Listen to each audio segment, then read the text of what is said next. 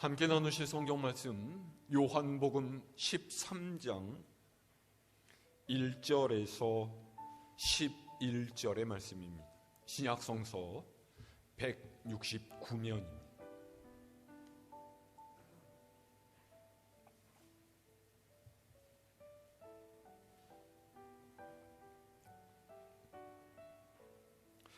요한복음 13장 1절로 11절까지 제가 한 절, 여러분이 한 절, 한 절씩 교독합니다.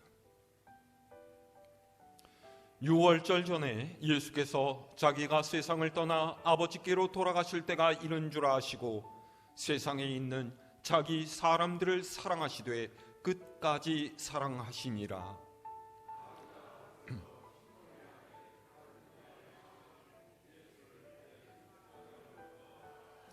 저녁 먹는 중 예수는 아버지께서 모든 것을 자기 손에 맡기신 것과 또 자기가 하나님께로부터 오셨다가 하나님께로 돌아가실 것을 아시고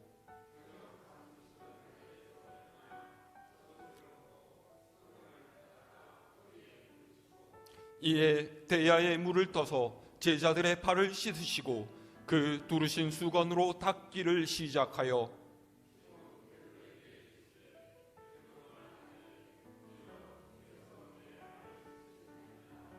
예수께서 대답하여 이르시되 내가 하는 것을 네가 지금은 알지 못하나 이후에는 알리라.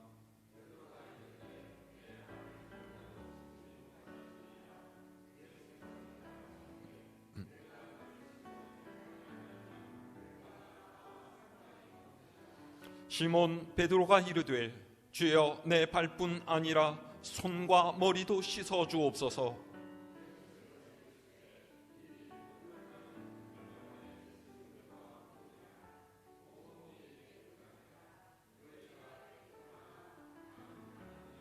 함께합니다. 이는 자기를 팔 자가 누구인지 아심이라. 그러므로 다는 깨끗하지 아니하다 하시니라. 아멘. 할렐루야.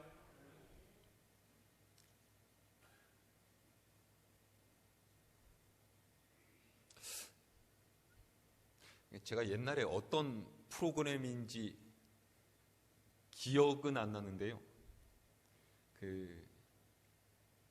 TV를 보다가 연예인이 아닌 보통의 할아버지, 할머니들이 TV에 출연을 해서 퀴즈를 푸는 그런 프로그램이 있었습니다. 할아버지가 단어를 설명하고요, 할머니가 단어를 맞춰야 되는 스피드 퀴즈를 하게 됐는데 주어진 단어가 천생연분이라고 하는 단어였어요. 할아버지가 할머니에게 빠르게 설명을 했습니다.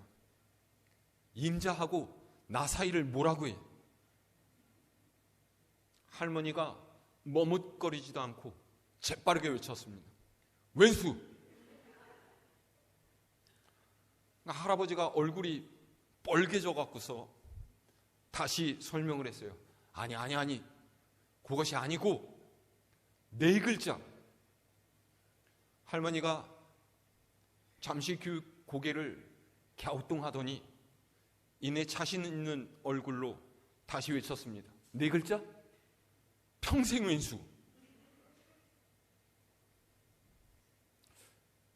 여러분 곁에 있는 이들을 어떻게 생각하고 계십니까? 혹 배우자나 자녀를 이렇게 생각하는 분은 없으시겠죠. 아니, 꼭 가까운 이가 아니더라도 여러분의 마음속에 절대로 용서할 수 없다라고 생각하는 그런 사람 있으십니까? 내가 너 때문에 이런 신세가 됐다. 내가 이렇게 된 것 모두 다 그 인간 때문이야. 절대로 그 사람만은 용서할 수가 없다. 그렇게 마음에 품고 있는 분은 없습니까? 이미 시간이 오래 지나서 잊을 만한데도 잊지 못하고 계속 그 사람을 볼 때마다 그 일을 떠올리면서 마음에 응어리를 품고 있지는 않으십니다. 미국의 맥스 루케이도 목사님은요, 이런 현상을 매인병이라고 이야기를 해요. 꼼짝없이 갇혀서 도저히 빠져나올 수 없는 관계에 매여 버렸다라는 뜻이죠. 이 병에 걸린 사람은요, 가슴이 답답하고 짜증이 늘어나고 화를 잘 내게 됩니다. 만나는 사람마다 그 사람에 대한 똑같은 이야기를 반복하면서 자기 편을 들어주기를 바래요. 근데 뭐 이런 일도 하루 이틀이지 계속되다 보면 그 사람 곁에 있는 사람 얼마나 고통스럽겠습니까? 그런데 문제는요, 이런 사실을 자기도 알고 있다라는 거예요. 그래서 여기서 벗어나려고 애를 쓰죠. 이런 경우에 사람들이 여기서 벗어나려고 선택하는 방법은 보통 세 가지입니다. 첫 번째는 도망가는 것이고, 두 번째는 싸우는 것이고, 세 번째는 용서하는 것. 이 중에 사람들이 가장 많이 쓰는 방법이 뭘까요? 뭘까요? 첫 번째, 도망가는 거예요. 지금 현재의 상황에서 벗어나서 다른 곳에 가서 새롭게 시작하면 된다, 이렇게 여기는 것이죠. 그런데 그러면은 정말로 새롭게 다시 모든 것을 시작할 수가 있을까요? 물론 그런 경우도 있지만 대부분은 그곳에서도 똑같은 증상이 재발하는 경우가 더 많습니다. 다른 곳으로 도망가면은요, 거기서도 자신과 척을 지는 또 다른 사람을 만나게 된다라는 거예요. 교회에 있다 보니까요, 제가 이런 분들하고 굉장히 많이 상담을 해봤습니다. 직장 동료에서의 사이에서 문제가 생겨서 다른 직장으로 옮겼어요. 그런데 거기 가니까요, 다른 사람하고 또 문제가 생긴 거예요. 그럼 어떻게 합니까? 직장을 또 옮겨야 돼요? 교회에 누군가와 싸우고 마음이 상해서 다른 교회로 옮겼습니다. 그런데 그 교회에서도 자신과 부딪히는 다른 일을 만났어요. 그럼 어떻게 해요? 또 다른 교회로 가면 이 문제 해결이 되겠습니까? 얼마나 도망을 다녀야지 이 매인병에서 벗어날 수가 있게 될까요? 도망간다라고 해서 문제가 해결되는 것은 아닙니다. 어떤 문제도 없는 곳은 세상에 아무 데도 없습니다. 도망가는 것은 근본적인 해결책이 될 수가 없어요. 도망가면 그곳에서 또 다른 문제를 만나기 마련이죠. 그러면 두 번째 방법은 어떻겠습니까? 두 번째 방법은요, 맞서서 싸우는 거예요. 싸우게 되는 이유가 무엇입니까? 내가 옳고 너는 틀렸다. 나는 잘못한 것이 없고 바뀔 것이 없는데 네가 잘못하고 네가 바뀌어야 된다라고 생각하면 사람은 싸우게 돼 있습니다. 지금 이 불편스러운 상황을 만든 것은 네 책임이 더 크다라는 그런 생각이 들면 싸운다라는 거죠. 그런데 싸우면 문제가 풀리겠습니까?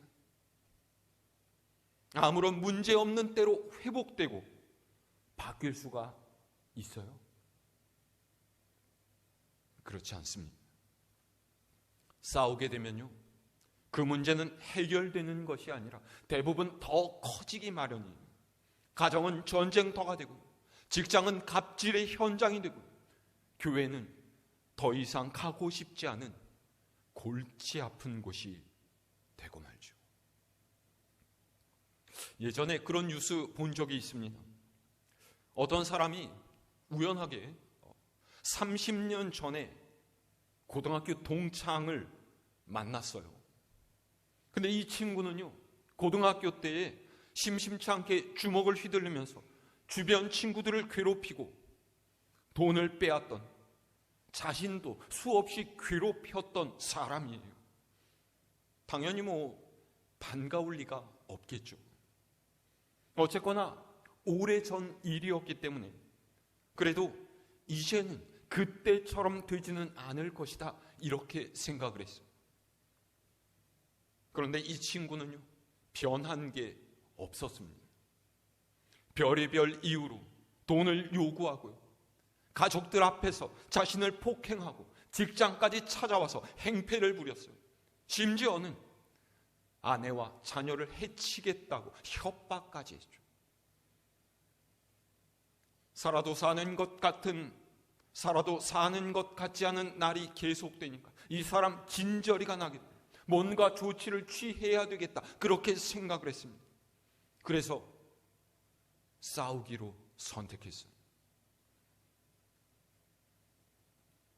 그 친구가 원하는 대로 돈을 주겠다 약속을 잡고서 그 고약한 친구를 만난 다음에 몰래 가져간 흉기를 휘둘러서 이 친구를 죽이고 말았습니다. 그리고 경찰에 전화를 해서 자수를 했어요. 경찰에게 체포당하면서 이 사람, 나는 후회하지 않는다, 이렇게 얘기를 했답니다. 이 뉴스를 본 많은 사람들이 사정을 봐서 정상 참작을 해줘야 된다, 그래도 어떻게 사람을 죽이냐, 참았어야 되지 않겠느냐, 나라도 저 사람 심정 이해할 수 있을 것 같다, 여러 가지로 말이 많았지만은요, 이 사람 끝내 꽤 오랜 시간에 실형을 선고받고 감옥에 갇히게 됐습니다. 저 또한 이 사건을 보면서 이 사람 처지가 이해는 되더라고요. 그렇게 해서 그 사람 메인병은 해결이 되었을지 모릅니다. 그런데 그 인생 어떻게 됐습니까?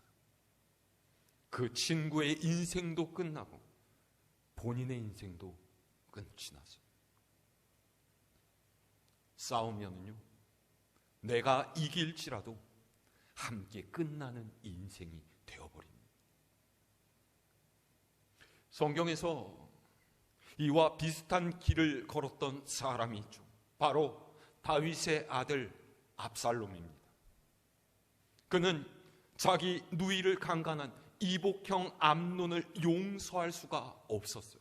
그래서 싸우기로 결심하고 때를 보아서 암논을 죽였죠. 그리고 이 일로 아버지 다윗과 척을 지게 되자 그는 아버지와도 싸우기로 작정을 했습니다. 주도 면밀한 계획을 세워서 아버지의 신하들을 포섭하고 백성들의 마음을 얻어서 쿠데타를 일으켰어요. 결과가 어떻게 됐는지 여러분 아시지 않습니까? 비참한 죽음으로 그 인생이 끝장나고 말았습니다. 이렇게 가정에서도, 직장에서도, 교회에서도 어쩐 문제가 생기면은 싸움으로 해결하려고 하는 사람이 있어요. 하지만 문제를 싸움으로 풀어내는 것은 해결책이 될 수가 없습니다. 지금 세계에서 계속되어지고 있는 전쟁들을 보십시오. 이겨도 져도 상처는 크게 남습니다. 싸움은 둘 다를 망하게 하는 길일 뿐이에요. 우리는 하나님의 뜻에 합당한 다른 해결책을 찾아야 됩니다. 그게 무엇이겠습니까? 바로 세 번째 방법인 사랑과 용서입니다. 용서하는 것이 예수님께서 보여주신 진정한 해결 방법이에요. 예수님께서는요, 제자들과 3년 동안을 먹고 자고 함께 지내셨죠. 그들이 너무나 예수님 마음에 딱 맞았기 때문에 너무나 좋은 사람들이고 인격자들이라서 그럴 수 있었던 것이 아니에요. 그들에게도 문제가 많았죠. 그러면 예수님께서 남다른 참을성을 가졌기에 그들을 견디어 내신 것일까요? 그것도 아닙니다. 그렇게 해서는요, 진정한 관계가 이루어질 수가 없어요. 예수님께서는 그들의 약점까지도 품고 사랑하셨죠. 자, 우리 오늘 말씀 3절에서 6절까지 다시 한번 읽어볼까요? 3절로 6절 말씀입니다. 시작. 저녁 먹는 중 예수는 아버지께서 모든 것을 자기 손에 맡기신 것과 또 자기가 하나님께로부터 오셨다가 하나님께로 돌아가실 것을 아시고 저녁 잡수시던 자리에서 일어나 겉옷을 벗고 수건을 가져다가 허리에 두르시고 이에 대야에 물을 떠서 제자들의 발을 씻으시고 그 두르신 수건으로 닦기를 시작하여 시몬 베드로에게 이르시니 베드로가 이르되 주여 주께서 내 발을 씻으시나이까. 아멘. 우리가 익히 알고 있는 이야기고요, 저 또한 이 말씀으로 여러 번 설교를 해서 상황에 대한 이야기를 길게 할 필요는 없을 것 같습니다. 저녁 식사 시간이 되어서 음식을 먹기까지 제자들은 스스로 자신의 발을 씻거나 혹은 다른 사람의 발을 씻겨주려고 하지 않았습니다. 종의 자리로 내려가기를 원했던 사람이 아무도 없었다라는 것이죠. 그때 주님께서 일어나셔서 겉옷을 벗고 수건을 허리에 두르신 후에 직접 대야에 물을 떠오셔서 제자들의 발을 씻기기 시작하셨어요. 섬김을 받아야 될 유일한 분이 가장 낮은 곳으로 내려가셔서 오히려 섬기셨다라는 것이죠. 기가 막힌 베드로는 그때서야 아유, 이런 일을 선생님께서 하시다뇨, 그렇게 단식합니다. 예수님께서 이렇게 하신 이유가 무엇입니까? 그분께서 제자들을 얼마나 사랑하시는지 제자들이 그것을 알기 원하셨기 때문이에요. 오늘 1절의 말씀은요, 이 모든 상황의 대전제가 되는 말씀이에요. 자, 1절의 말씀 함께 읽어볼까요? 시작. 유월절 전에 예수께서 자기가 세상을 떠나 아버지께로 돌아가실 때가 이른 줄 아시고 세상에 있는 자기 사람들을 사랑하시되 끝까지 사랑하시니라. 아멘.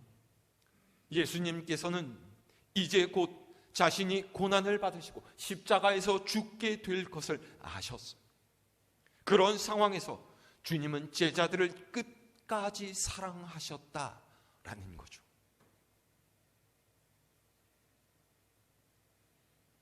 예수님께서 제자들에게 사랑을 보여주신 시점이 어떤 때였습니까? 11절 말씀 보세요. 우리 함께 읽어볼까요? 시작. 이는 자기를 팔 자가 누구인지 아심이라.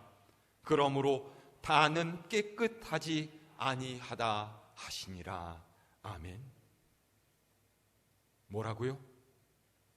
예수님께서는 조금 후에 일어날 일들을 다 알고 계셨다라는 거예요. 가룟 유다는 자신을 팔 것이고 베드로는 주님을 절대로 모른다라고 3번씩이나 부인할 것이고 모든 제자들이 예수님을 버리고 도망갈 것을 아셨다라는 거죠. 그 모든 것들을 다 알고 계셨지만은 예수님께서는 그들을 사랑하고 섬기는 일을 중단하지 않으셨다라는 거예요. 이것이 끝까지 사랑하셨다라는 말의 뜻입니다. 예수님께서는 실로 모든 사람을 품고 사랑하셨습니다.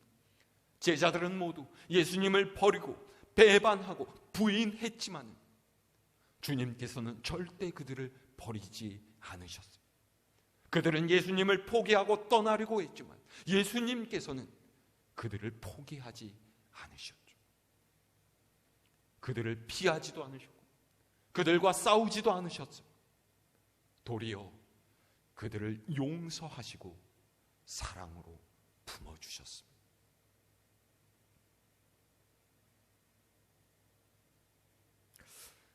많은 경우에 우리에게 고통을 주고 있는 사람들은 나와 어느 정도 관계가 있는 사람들입니다. 남편이거나 아내이거나 자식이거나 혹은 동료나 이웃, 때로는 교회의 형제 자매일 수도 있습니다. 그런 이들에게 여러분 어떻게 대하시겠습니까? 오늘 말씀 아래에서 예수님께서는 우리에게 이렇게 말씀하고 계세요. 자, 오늘 말씀 아래로 내려가서요 14절에서 15절의 말씀 함께 읽어볼까요? 14절로 15절 말씀 시작. 내가 주와 또는 선생이 되어 너희 발을 씻었으니 너희도 서로 발을 씻어주는 것이 옳으니라. 내가 너희에게 행한 것 같이 너희도 행하게 하려 하여 본을 보였노라. 아멘. 이 말씀은 왜 우리가 다른 사람들을 용서하고 섬기는 삶을 살아야 하는지를 보여주고 있습니다. 다른 이유가 없어요. 우리 주님께서 이렇게 하셨기 때문이라는 거죠. 왜 주님께서 이렇게 하셨다고요? 너희도 나처럼 행하라고 본을 보여주셨다라는 것이죠. 그런데 보통 이에 대한 우리의 반응이 어떻습니까? 아유, 그냥 뭐 예수님이니까 그게 가능하지. 아유, 나는 안 돼요. 그게 되면은 내가 예수님이지. 이렇게 이야기하지 않으십니까? 여러분, 이렇게 반응하면은요, 우리의 믿음은 절대로 성장할 수가 없습니다. 나는 그저 그리스도인인 척하는 세상의 사람으로 살아가겠다, 이런 뜻과 마찬가지입니다. 예수님의 용서는 잘못한 사람이 비는 용서가 아니라 잘못이 없는 사람이 먼저 손을 내미는 용서입니다. 오른쪽에서 먼저 나서서 잘못된 사람의 발을 씻기면은요, 10중 8구는 둘 다 무릎을 꿇게 되어 있어요. 관계가 회복되는 것은요, 죄 있는 사람이 벌을 받아서가 아니라 죄 없는 사람 자비와 용서를 베풀 때 일어납니다. 그리고 이렇게 우리가 먼저 용서할 때에 우리는 매인병에서 벗어날 수가 있어요. 용서하지 못하면은요, 내 마음의 응어리가 점점 더 커져만 갑니다. 마치 언덕 위에서 굴러 내려오는 눈덩이처럼 점점 커져서 내 인생을 끝내 잡아먹고 말죠. 그렇게 되면 둘 다 피해자가 될 수밖에 없습니다. 그리고 더 중요한 것은요, 우리가 용서할 때에 그 사람을 살릴 수가 있다라는 거예요. 우리는 살리는 사람이 되어야 됩니다. 도망가면요, 그 사람 살릴 수가 없습니다. 싸우면은요, 그 사람 살릴 수가 없어요. 용서할 때 그 사람을 살리고 나도 살고 아름다운 관계를 회복하는 길이 펼쳐집니다.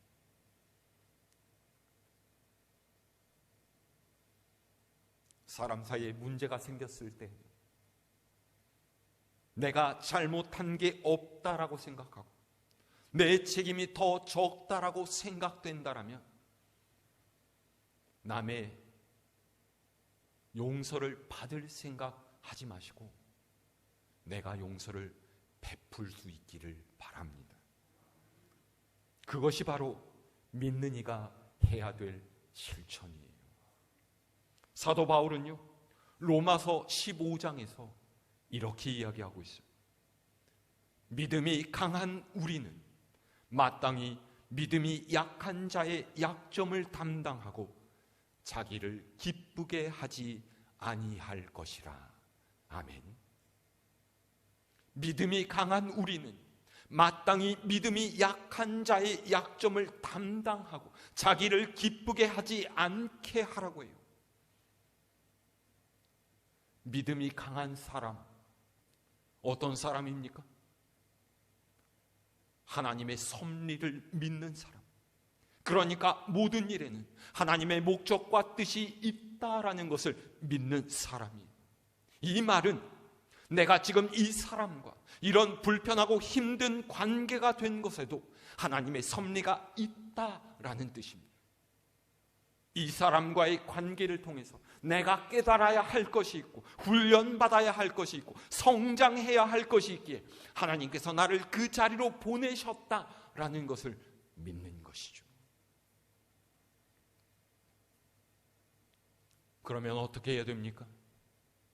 당연히 내가 원하는 대로 나 좋은 대로 하는 것이 아니라 하나님의 말씀을 따라서 약한 자를 품고 섬기는 삶을 살아야 된다라는 거예요.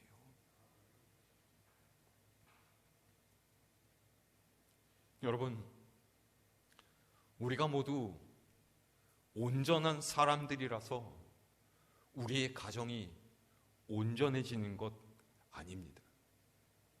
사람은 누구나 약점이 있고요, 또 마음속에 아픔이 있게 마련입니다. 그런 허물 많고 연약한 사람들이 서로를 품고 용서하고 사랑할 때 온전해지는 것이죠. 교회도 마찬가지입니다. 온전한 이들이 모여서 온전한 교회를 이루는 것이 아니라 불완전한 사람들이 모였지만은 본이 되시는 우리 주님을 따라서 서로를 용서하고 섬길 때에 온전한 교회가 되는 거예요. 올해 우리는 모든 믿는 자의 본이 되는 교회가 되자 그렇게 마음을 먹었습니다. 그렇게 하기 위해서는요, 우리 스스로가 더욱 주님을 닮아가고 하나님께서 기뻐하시는 모습으로 바뀌어 가야 됩니다. 성령의 충만함을 입어서 내 힘으로는 용서할 수 없고 사랑할 수 없는 사람을 주님처럼 용서하고 축복할 수 있는 저와 여러분이 될 수 있기를 바랍니다. 그래서 날마다 우리의 믿음을 삶으로 실천하면서 용서와 섬김의 자리에서 우리 주님의 뒤를 쫓아가는 여러분 모두가 될 수 있기를 우리 주님의 이름으로 축원합니다.